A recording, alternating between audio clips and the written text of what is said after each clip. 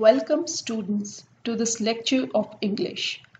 This lecture is recorded for the Department of Higher Education under the aegis of Director General Higher Education, Haryana. This is Gitanjali M. Singh, Assistant Professor of English from Government PG College for Women, Bhodia Kheda, Fatehbad. In this lecture today, we shall be dealing with two poems. One, The Palanquin Bearers by Sarojini Naidu, and the second one, Woman by Hira Bansode. Both these poems are prescribed in BPS Mahila Vishwavidyalay, Khanpur Kalan for the students of BA third semester. We all know that the place of women's writing within the poetic tradition has always been one of great uncertainty. Women's poetry has frequently been marginalized, and it has ever been suggested that the woman poet is a contradiction in terms. As a result, there is little wonder that Elizabeth Barrett Browning questioned, "Where are the poetesses? I look everywhere for the grandmothers and see none." Despite this lack of tradition in women's poetry, it appears that in modern times such grandmothers are beginning to gain importance, and it is evident that a great change has taken place as this is the time of awakening consciousness for women's poetry. We in India have such female poets who are able to respond to the female consciousness and continue the legacy of female poetry. So, students, in this light, today we shall be reading Sarojini Naidu and Hira Bansode. Both these are acclaimed poets of Indian origin, well known for their poetic content and melodic style. Let us take up Sarojini Naidu first. Sarojini Naidu is a name which needs no introduction.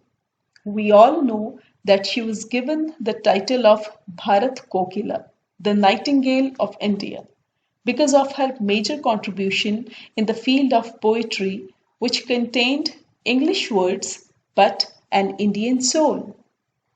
Born on February 13, 1879, Naidu was a great patriot, a politician, an orator, and an administrator.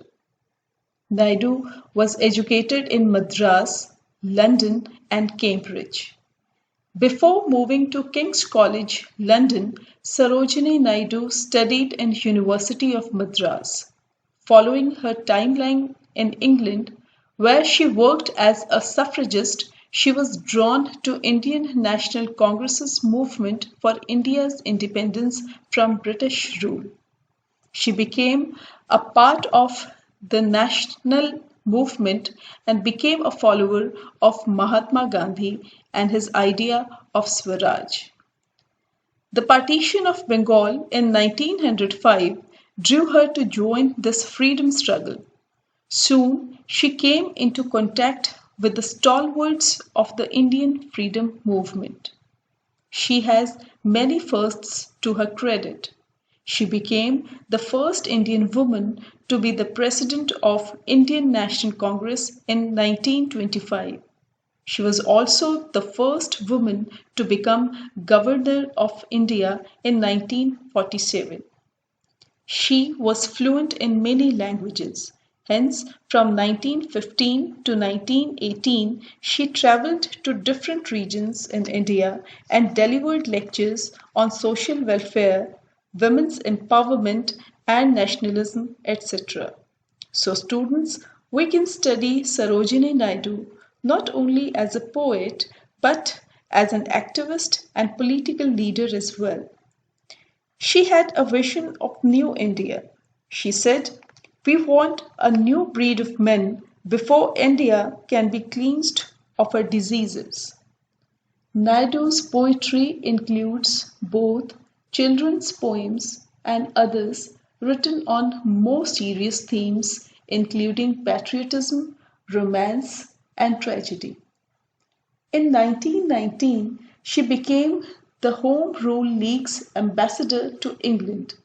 In 1925, she was elected as the President of Congress and traveled to New York in October 1928. In 1942, she was arrested during the Quit India movement and was lodged in jail for 21 months along with Mahatma Gandhi, with whom she shared a close rapport.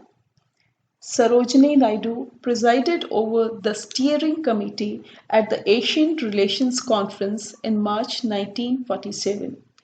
After India became independent, she became the governor of Uttar Pradesh. In 1905, the first volume of her collection of poems, The Golden Threshold, was published. This volume contains the beautiful Indian love song and many other moving poems. All of them give insight into the heart and mind of this hugely important and influential woman. These poems are split into three categories: folk songs, songs for music, and poems. The palanquin bearers that you have in your syllabus comes from this volume of poems. In 1912 came her volume The Bird of Time, Songs of Life, Death, and the Spring.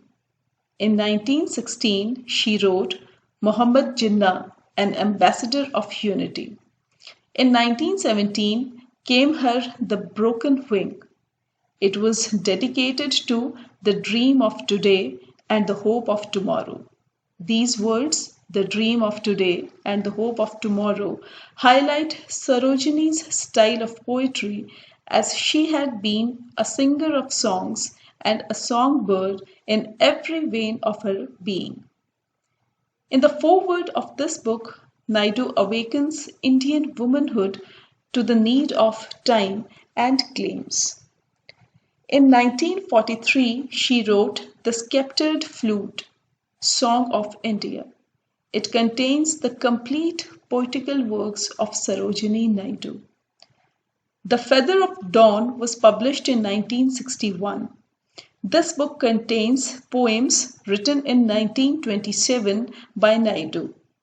It was edited and published posthumously in 1961 by her daughter Padmaja Naidu. The Indian Weavers came in 1971.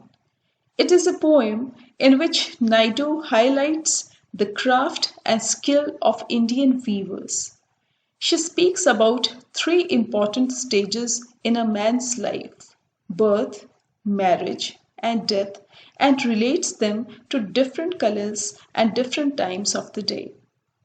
In the Bazaars of Hyderabad remains her one most popular poem. The setting of bazaar is integral to this poem. Naidu paints a bright, lively picture of a typical Indian marketplace, mentioning merchants, vendors, peddlers directly. She describes in detail the sights, sounds, and smells often found in bazaar. She, hence, gives us a sense of importance bazaar has in her culture. Students, today we remember Sarojini Naidu for awakening a passion and vigor in people through her literary talent. We also remember her for following her heart, be it to marry the man she chose or to fight for the cause she chose, for leaving a legacy of some of the most valuable literary treasures, for working towards the emancipation of the weak and empowerment of women. For her achievements, she was given Kesari Hind Medal by the Britishers in 1928. With this introduction, let's come to the poem that we are to read today. The poem that we are to discuss today, The Palanquin Bearers, is very finely woven around an Indian custom of carrying a bride in a palanquin by the palanquin bearers. This poem expresses the joy and pride of the palanquin bearers in carrying the newly-wed princess to her in-laws' house, and while walking, they are singing along happily.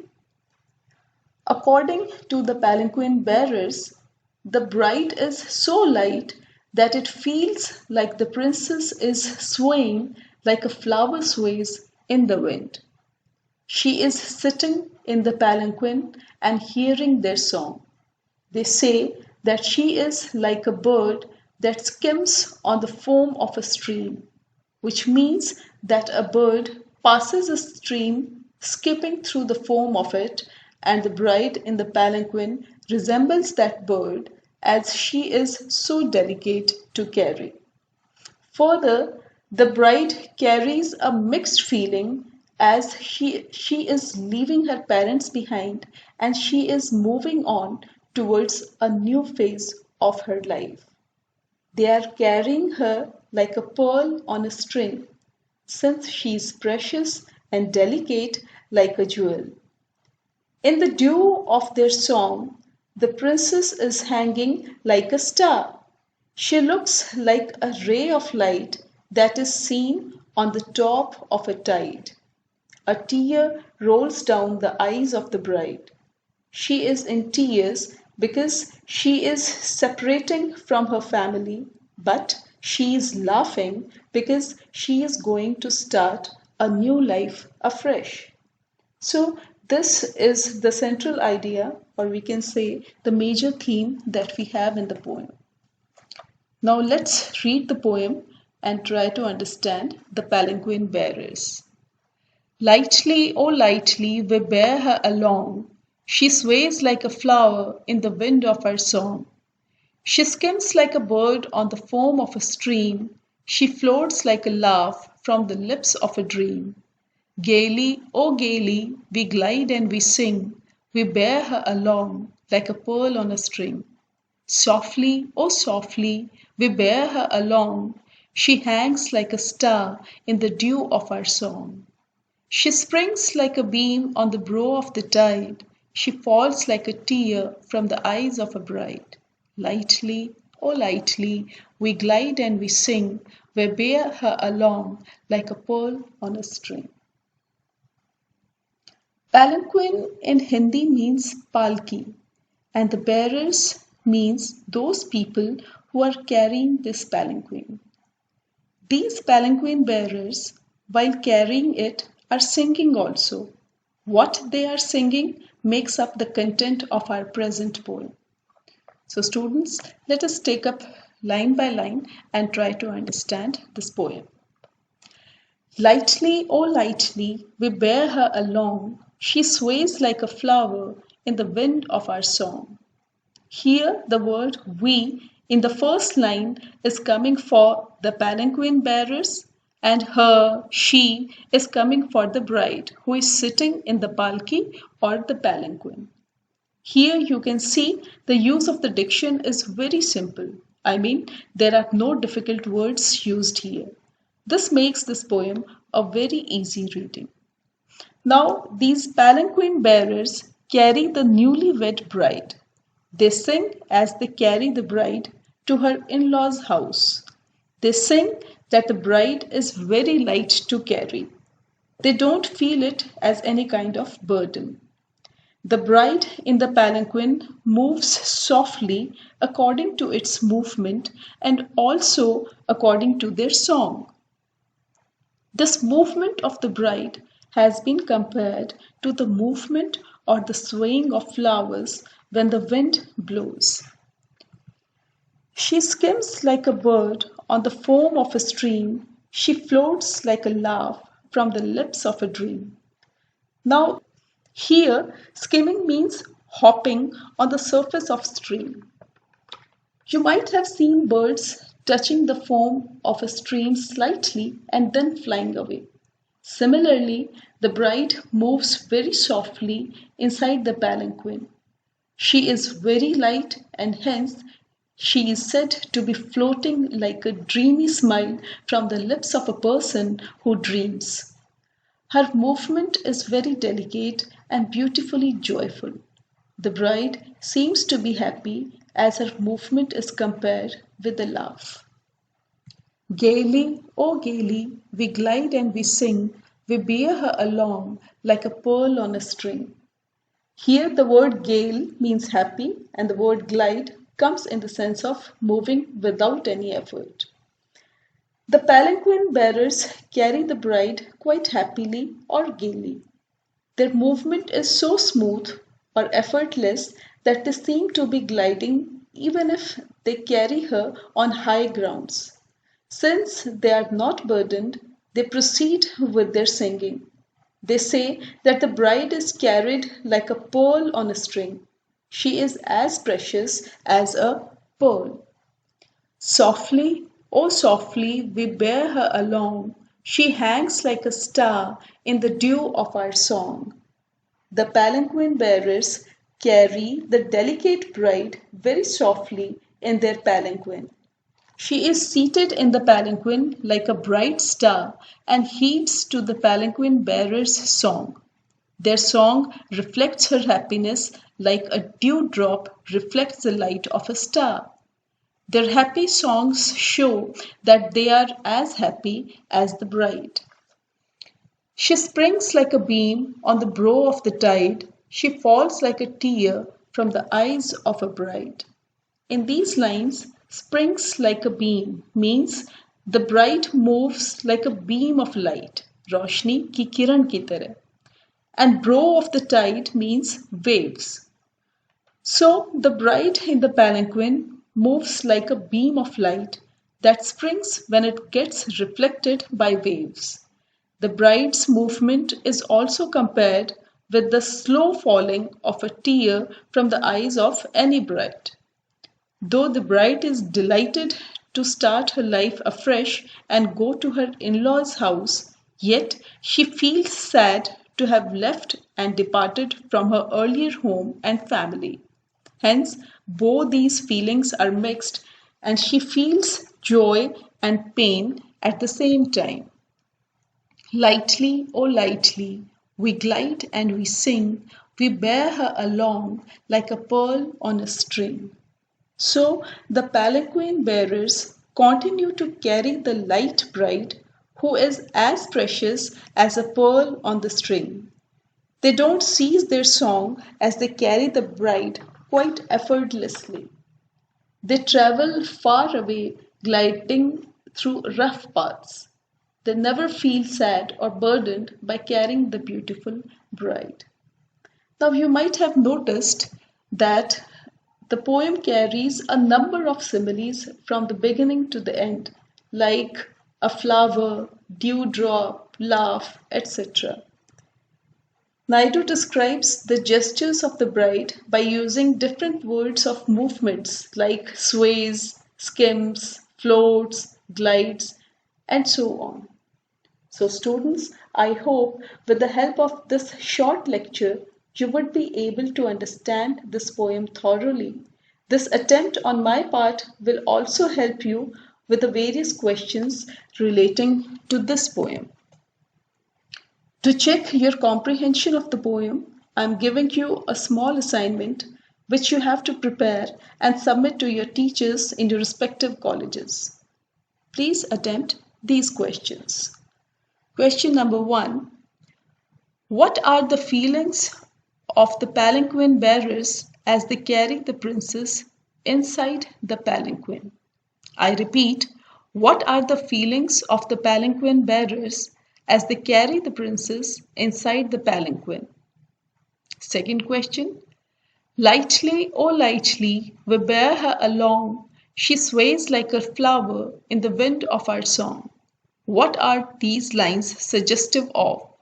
Do you think that the palanquin bearers are sensitive to the presence of the bride? I repeat, lightly, oh lightly, we bear her along. She sways like a flower in the wind of our song. What are these lines suggestive of? Do you think that the palanquin bearers are sensitive to the presence of the bride? After this, as I had already told you in the beginning of my lecture, we shall also be dealing with Hira Bansode's poem Woman. This is how she looks now. Bansode is one of the best known women Dalit poets in Marathi. Through her poetry, she articulated the pains and sufferings, hardships and hopes, dreams and reality of the lives of the lower castes. She struggled through her writings for caste equality, which seemed to be a dream for the lower castes of people even after the independence of India. Caste equality was such a burning concern at that time that hardly left any Indian poet untouched.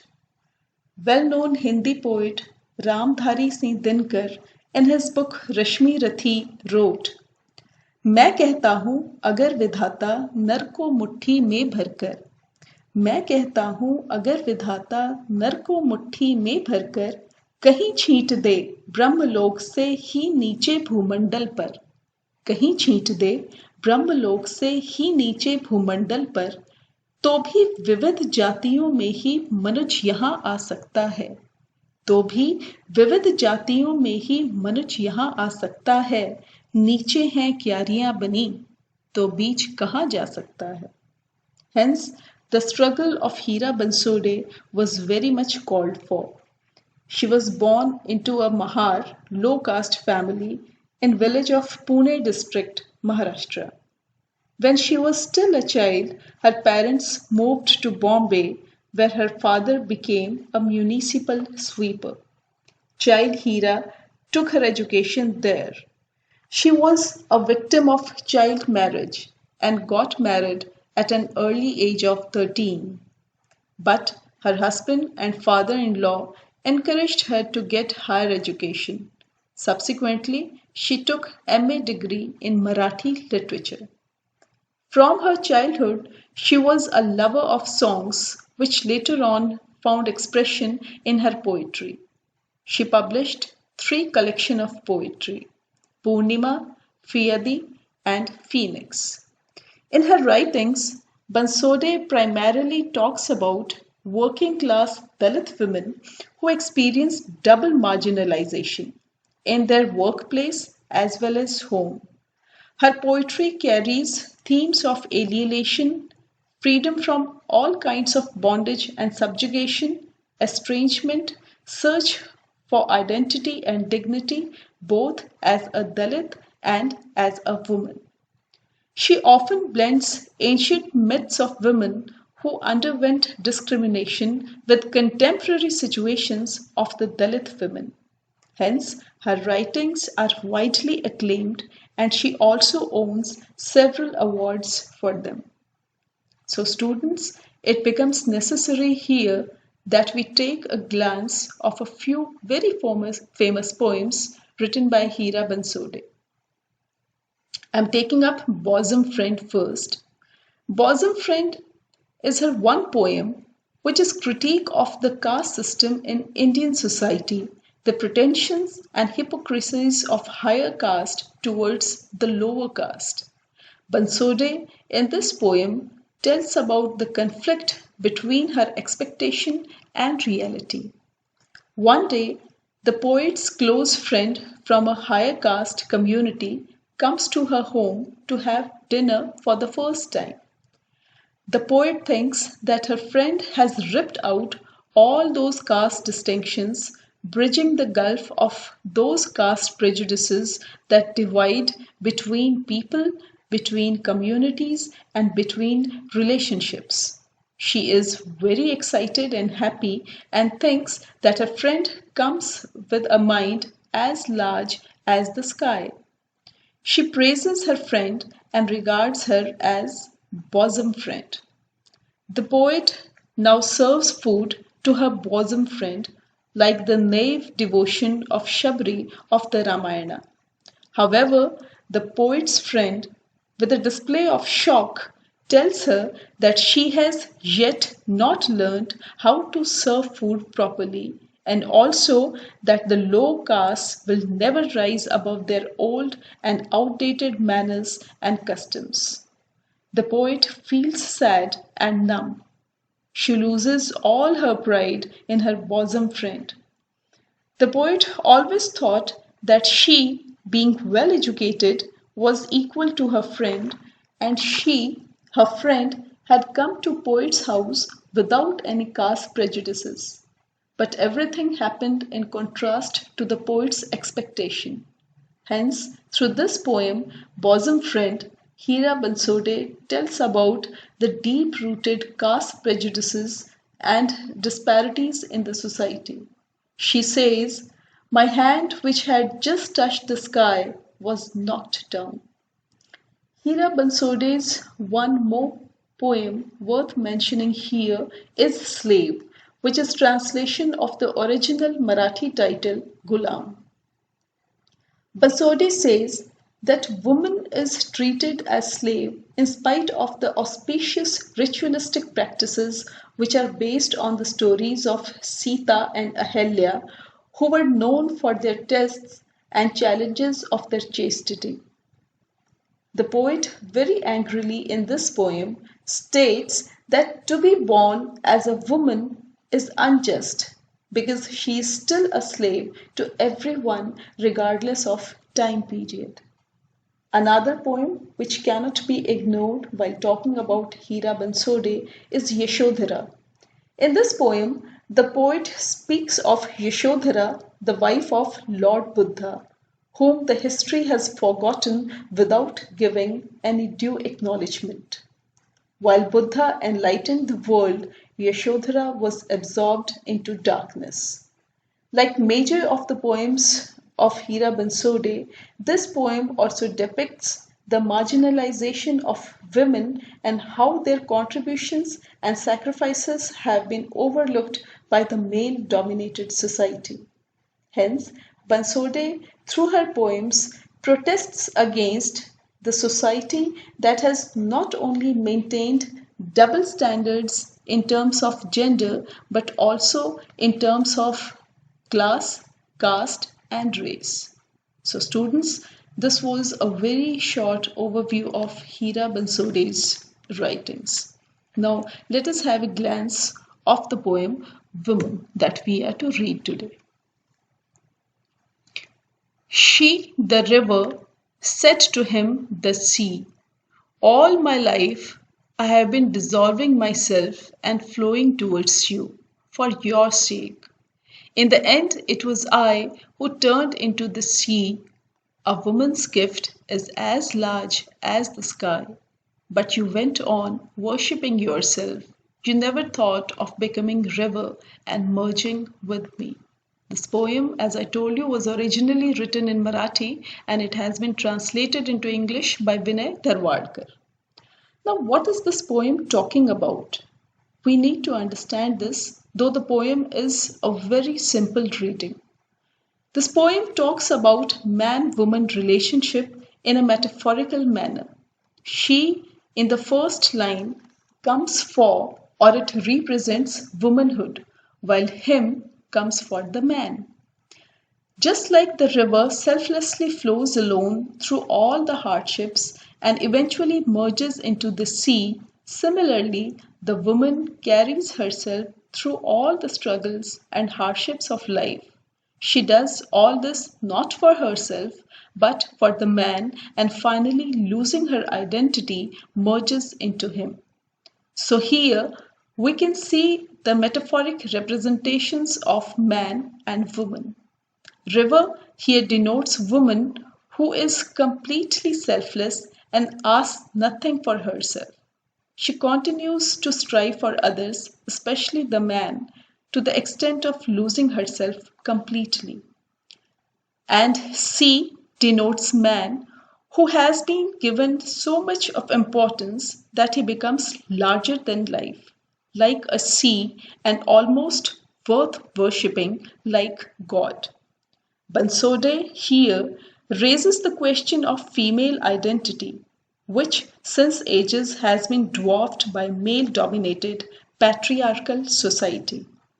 While on one hand, a woman is all time giving because she has a heart which is large as a sky, man, on the other hand, is extremely self centered and completely ignores her existence. She says, "You never thought of becoming a river and merging with me." The identity of woman fades away just like the river which merges into the sea. Her desires are not given due importance, and even her protests are nipped in the bud. A woman is dried up by the tradition where her growth is stunted, and forever she has to remain as someone else's shadow. In her poem Slave, Hira Bansode laments and says that to have born as a woman is unjust. The world offers women an unjust situation from her birth to death. She is chained in the name of religion, tradition, and purity. Towards the end of the present poem, Hira Bansode gives voice to the strong and thought provoking urge for equality in man woman relationship and a desire for a dignified existence. Hence, this poem is a dirge for all the women regardless of their caste. So, students, I hope this lecture on Hira Bansode helps you with the understanding of the poem Woman. With this, I am also assigning you an easy task to be completed and submitted to your respective teachers. Here you go. This is your assignment. The first question of the assignment is: the poem Woman by Hira Bansode talks about man-woman relationship in a metaphorical manner. Explain. I repeat, the poem Woman by Hira Bansode talks about man-woman relationship in a metaphorical manner. Explain. Second question. Discuss the theme of the poem Woman by Bansode. Discuss the theme of the poem Woman by Bansode. I hope you would be able to do this after this lecture of mine. All the best. Thank you.